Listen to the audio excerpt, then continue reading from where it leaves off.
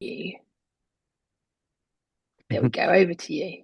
Okay, good morning. Thank you so much for inviting me to come along this morning, Jill, and for everyone who's able to watch this recording. So my name's Daniel Beck. I work for Southampton City Council. My role title at the moment is the Inclusion Audit Manager. And in my role, I support schools with inclusive education, but I also work within the SEND and education team as a senior leader working on various projects, which one of those projects includes the send mainstream funding cluster model, which I've come to talk about this morning. So I thought I'd start with just a sort of introduction to what the proposal is, and then we'll have a bit of a Q&A session, Jill, if that sounds okay. Yeah, that's brilliant. Thank you. Okay, so just to kind of give a very short background of where this work has come from. Back in November 2022, Southampton City Council um, did an investigation into SEND practice in the area, and to support with that process, we worked along with someone called Peter Gray, who works nationally around SEND and with different local authorities, and he conducted a review into all the practices to do with SEND in our city. That full report from 2022 can be found online on our local offer webpage. It's there and accessible for everyone. It's really interesting in terms of some of the findings from that. But one of the suggestions was to consider a potential way for education settings to access funding from the high needs block. So, and that's and his suggestion was to consider through a cluster model, which is something that is used with different local authorities across the country. So since that time, there's been professionals, there's been a task and finish group who've been working at the kind of early development of the model, and that has involved professionals from inside a school, professionals who would work with young people, local authority representatives, and our representatives from our parent and carer groups as well. So it's been a real collaborative approach to look at the early stages of this.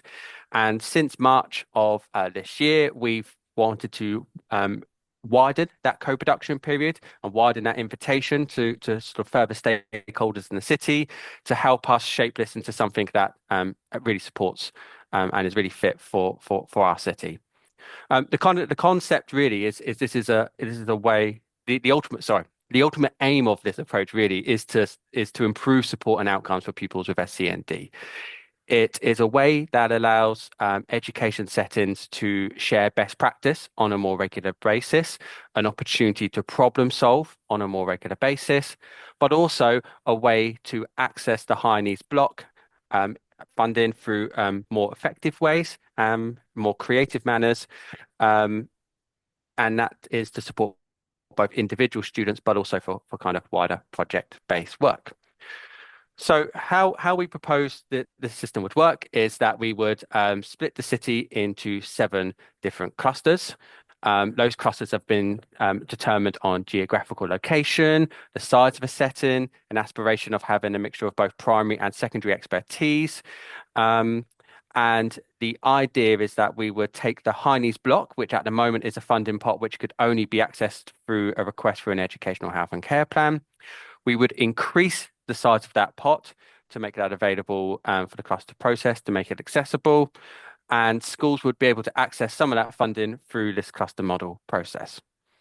Um, the EHCP process, which is the current way in which the high needs block can be accessed, remains exactly as it stands. So that doesn't change. You can still make a school or a parent and carer can still make a request for an educational health and care plan through exactly the same process. This is just an additional process for school settings to access funding from. In terms of the kind of the structure of the approach, what we are proposing is that we would recruit 2 locality leads who would support with each individual cluster meeting to support with the someone who could be impartial as part of that process and someone who can kind of have an understanding of that citywide picture. Essentially, the clusters will come and meet on a half-termly basis alongside those locality leads and other professionals as well, such as educational psychologists.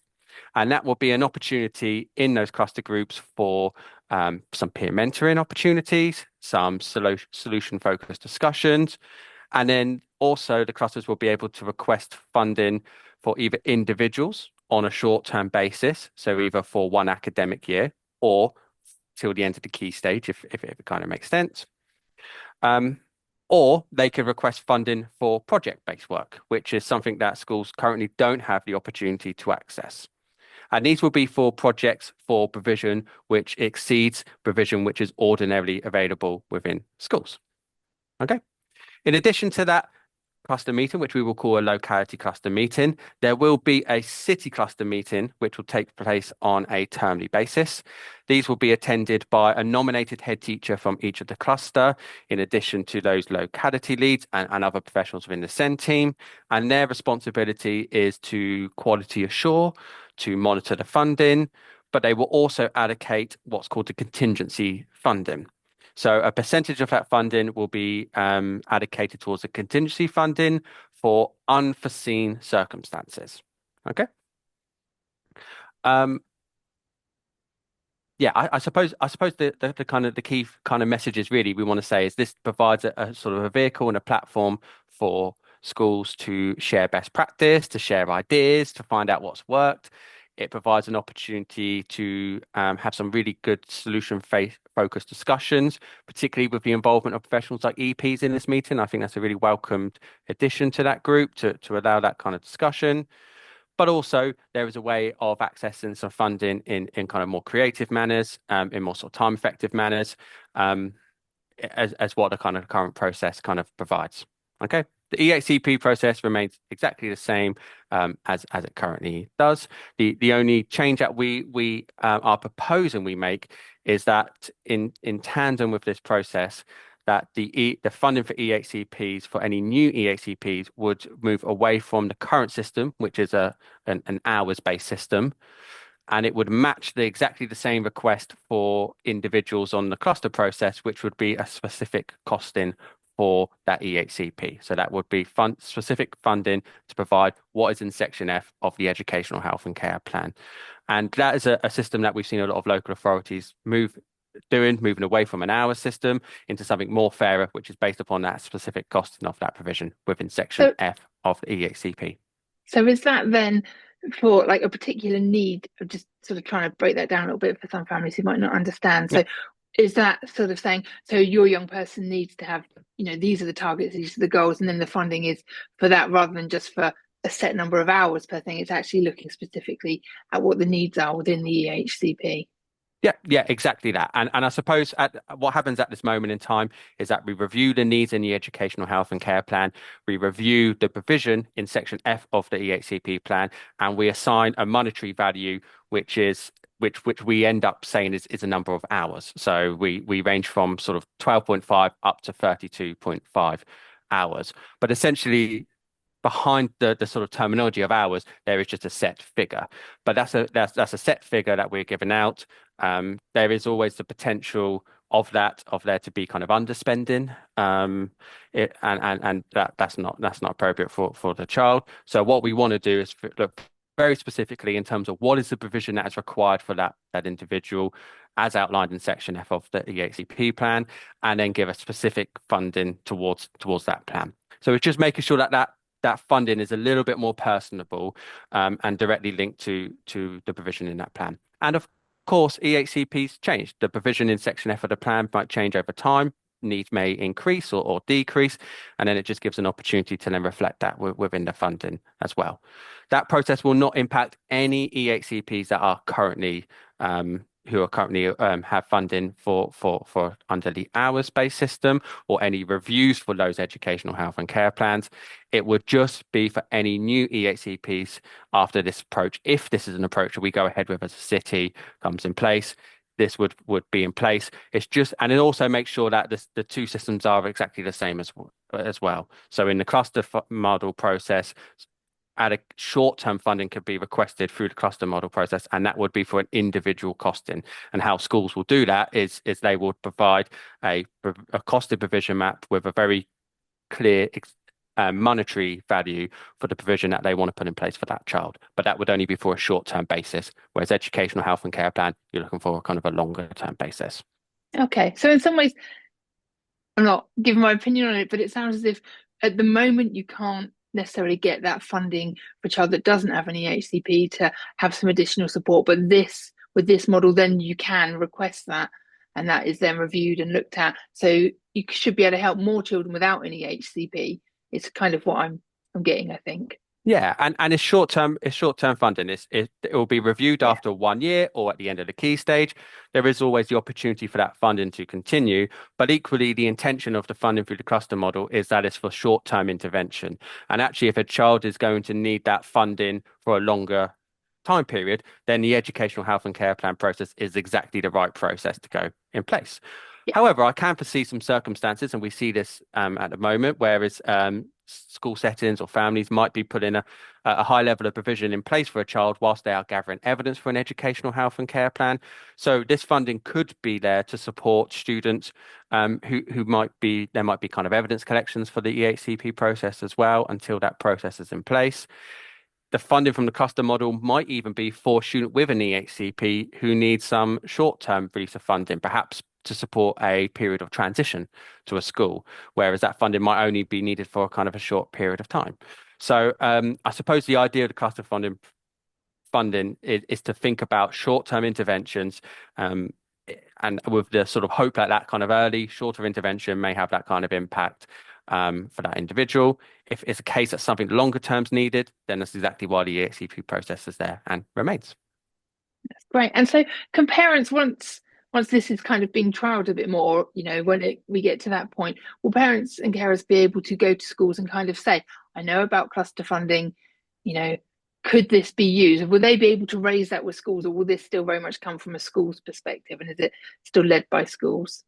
Yeah, that's a really good question, Jill. And of course we want schools and parents to be able to have that really transparent conversation about the supportive avenues that are available in the city.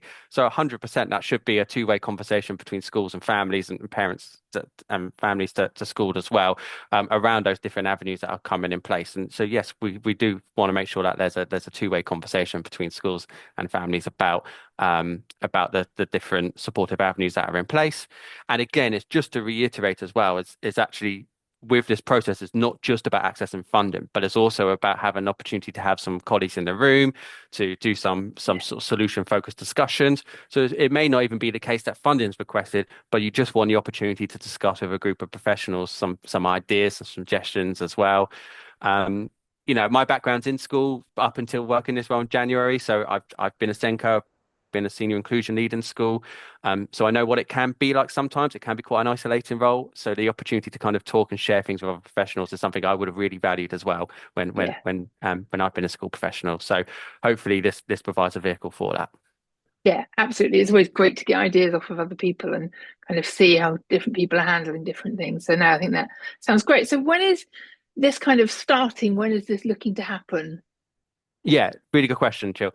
Um, we really want to ensure that we've had enough opportunity to listen to our key stakeholders in the city. That's really important.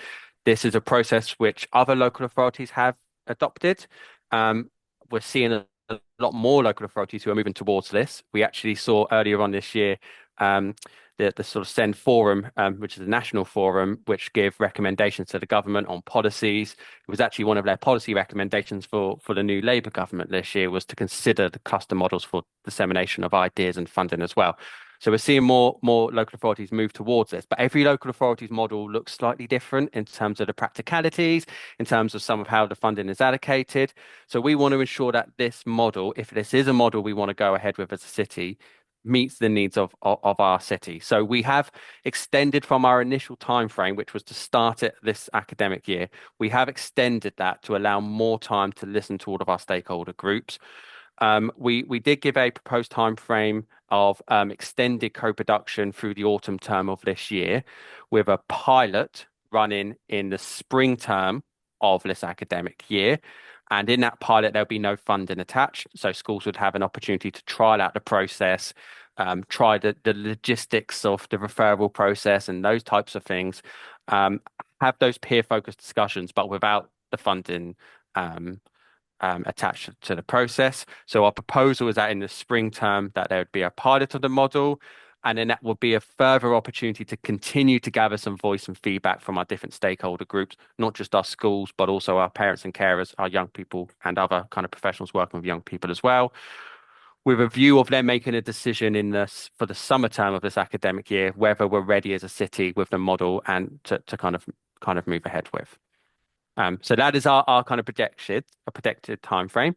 Obviously, we are continuing to gather lots of feedback and thoughts through this term, as we have been since we've kind of had this wider co-production in March.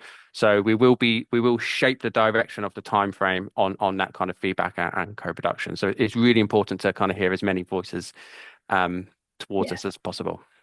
Yeah, no, absolutely. And how is it going to be kept so it's balanced so that, one particular cluster that might be outstanding at, getting active and putting in requests, how are we going to make sure that that funding is spread equally across the city if it happens? Really good question as well, Jill, just because it's something I know I've personally been responsible for having a look at, to taking some real consideration with.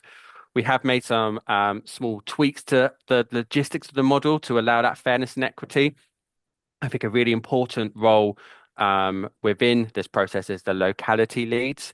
Those will be professionals which will attend all of those cluster meetings. That includes those locality cluster meetings. So the two members of staff between them will cover those 7 locality clusters on a half-termly basis, but also the more strategic city cluster meetings, which happen on a termly basis. So I think they are really important with chairing that meeting, with giving that kind of impartiality, with understanding the kind of the citywide picture as well. But we have also built in that city cluster meeting to kind of give a strategic overview of the process, to monitor that funding, to do some quality assurance. And of course, as with any kind of new process, there are going to be some learning opportunities along the way.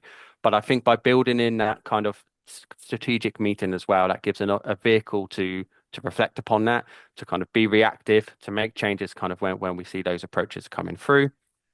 So I think that those are really crucial parts of the model, and I've seen some other local authorities who haven't got that kind of termly strategic model, but it's something I'm really passionate about, to make sure that we are doing that quality assurance. There are smaller logistical things that we are considering as well. So I won't spend too much time talking about them because they're about the practicalities of the meeting, but that may include, for instance, things like anonymizing cases. So I know in Camden Local Authority, when I went, there's one of the local authorities I've been to and observed their model in practice. They use this model where they have the school name and the surname of the individual anonymized. So when those discussions are taking place, they are presented by the kind of the chair and not by the school itself. And that is kind of just supported with the dynamics within that kind of group. So those are certain things we can consider. There's pros and cons of an approach like that. And we'll continue to work with our professionals and our stakeholders who are part of that process to find a balance which is right. But I think the most important thing is this is a chance for us all to be involved in those conversations. This isn't a kind of a done-to approach. This is about Yeah. everyone kind of having a voice in these conversations as well. And I think we will come to better, fairer, equitable outcomes if we allow all of those voices and those expertise into those conversations. Yeah, absolutely. One final question, really, I think, is what happens when the money runs out? You've got this pot of funding. We know that local authority will always have a pot of funding. What happens if there are still lots of requests coming in, but there's no funds left to donate out to the schools? Yeah, great question. So what we envisage with this is that the funding for would be allocated for an academic year, but we would split it into the 3 terms of the school year. So you would have your funding pot for the autumn term and then your spring term and summer term. So that just divides out that funding across the academic year. So you can't necessarily spend all the funding within the kind of the first term of the year. That means you've only got those sort of 2 meetings for that kind of funding to kind of be allocated. So I think that just makes it a bit more of a manageable process. I think the really important thing is that contingency funding. So we are proposing that there's that percentage of that pot which is then allocated as contingency funding for those citywide meetings, and those will be for those unforeseen circumstances.